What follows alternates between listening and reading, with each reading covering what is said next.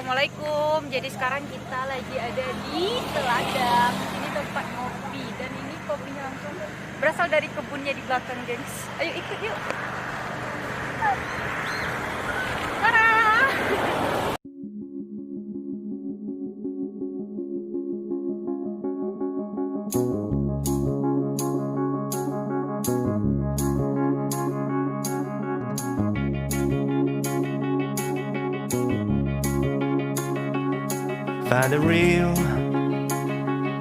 Find the real me. So let's go. Kita sekarang berada di kebun kopi. Seize the feeling. 'Cause you know.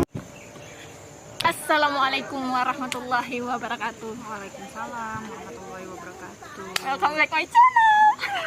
Jadi guys, di video ini Sri mau bincang-bincang diskusi sama Duta Kopi Sumatera Selatan ya. Oke, kenalin dulu nama. Halo, nama aku Jana.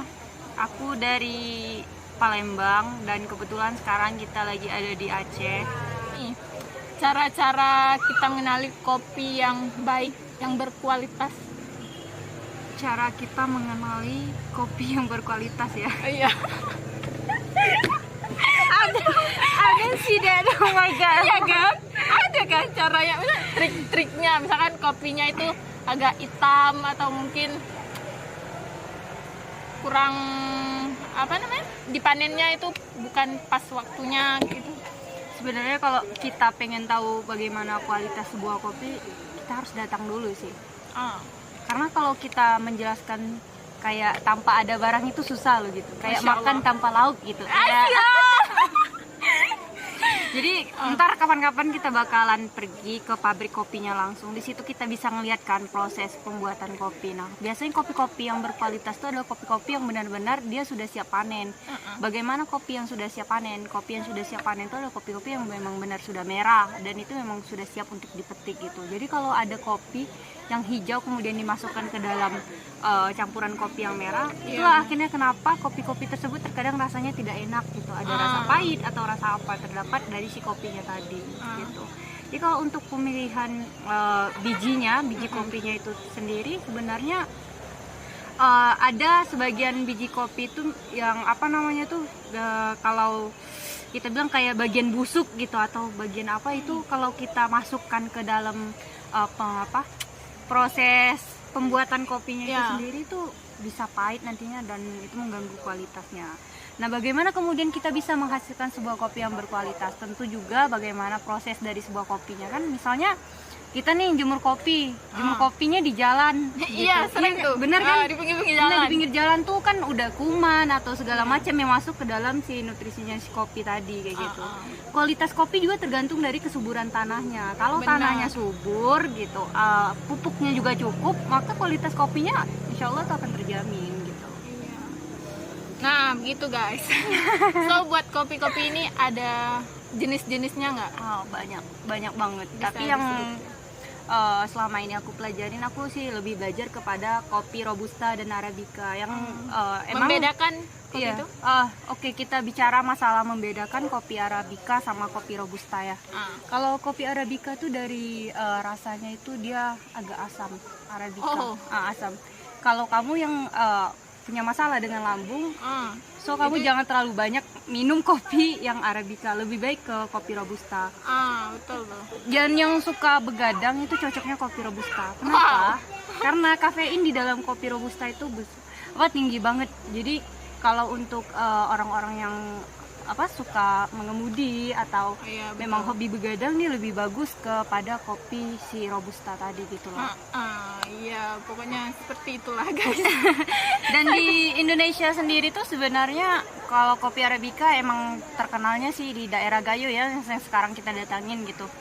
Kalau kita lihat kembali dari hasil kopi-kopi Indonesia tuh menjadi negara keempat penghasil kopi terbesar di dunia. Masya Allah guys. Beneran kalau nggak salah aku ya, kalau aku nggak salah kita bisa cek lagi kalau sekarang nggak tahu. Soalnya COVID ini ya. COVID ini nggak tahu gimana, soalnya apalagi sekarang guys masa-masanya sulit. Jadi kayak harga kopi yang awalnya 1 kilo atau satu tem itu harga 10.000 yang merah, itu jadi turun jadi 6.000, dan itu bikin petani itu anjlok banget. Iya benar. Anjlok banget.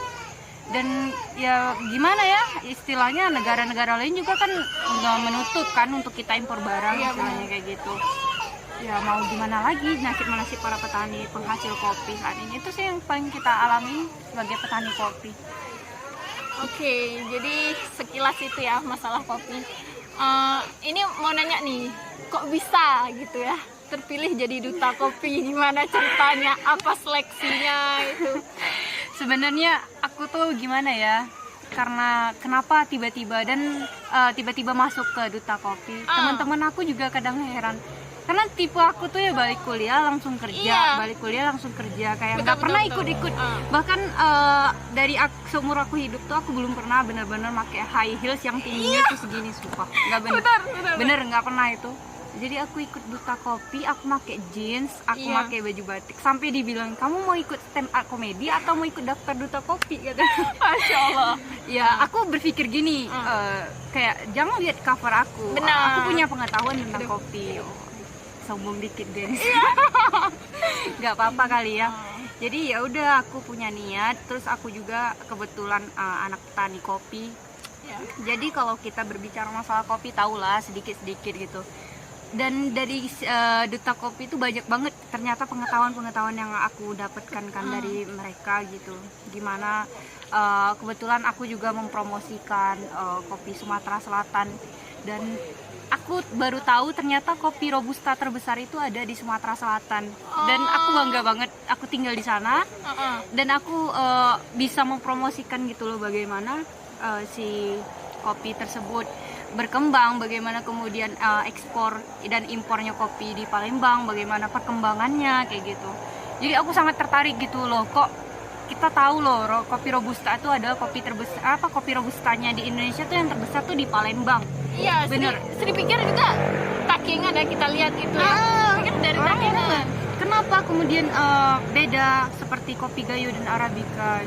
Ya ini mungkin saja kurangnya minat masyarakat terhadap kopi tersebut. Yang masyarakat tahu tentang Palembang, tentang Sumatera Selatan adalah pempek. Ya itu aja pempek. Padahal kita punya kopi-kopi yang bagus. Akhirnya ya walaupun sekarang kopi udah mulai menyebar lah di daerah Sumatera Selatan. Ada banyak kopi Pagar Alam, kopi Semendo gitu. Ada banyak kopi-kopi yang ada di sana. Dan kebetulan kalau saya nggak salah itu di Semendo ada kopi Arabica yang langsung dibawa dari Gayo. Dan benar-benar kualitasnya itu ya bagus gitu. Cuman kita nggak bisa gini loh. Ibarat kata kita menanam kopi Arabica di Gayo, terus kita menanam kopi Arabica juga di Semendo. Cuman rasanya beda, emang beda.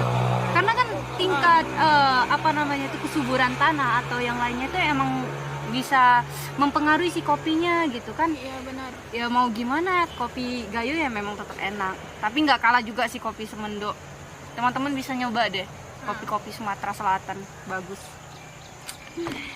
So udah sedikit nih sharing-sharingnya. Iya. Ada nggak misalkan pesan, kesan atau buat anak-anak daerah atau gimana gitu tentang kopi? Untuk teman-teman yang pencinta kopi, please ya, please cintai kopi kalian sendiri. So kalau bukan kita yang mencintai, kalau bukan kita yang minum, masa orang luar mau minum? Iya, Kan enggak. Iya kan? Gimana kalau kita meyakinkan seseorang untuk minum kopi kita, sedangkan kita sendiri tidak minum kopinya? Nggak logik. Iya, nggak logik banget, gengs. Jadi bagi kalian yang suka kopi, please minum kopi Indonesia. Jangan kopi white. Jangan kopi tit. Oke, gengs. Pokoknya kalian harus minum kopi yang berada di daerah kalian. Lestarikanlah selagi ada. Kalau udah nggak ada, apa yang mau dilestarikan coba? Oke guys, pokoknya itu dulu aja ya. Bye bye. Kita lagi nunggu kopi dan kopinya belum datang. Oke. Iya, entar. Jadi inilah kopi kami. Dan dia udah mesen. Aku mesen kopi susu. Kopsu. Ini apa? Dan Mbak Sri mesen espresso. Tengok dulu lah.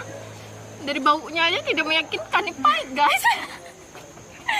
Ada nggak bisa tidur nampak. Panas. Macam mana nih minumnya? Tak apa, minum lah. Macam chai. Bismillahirrahmanirrahim.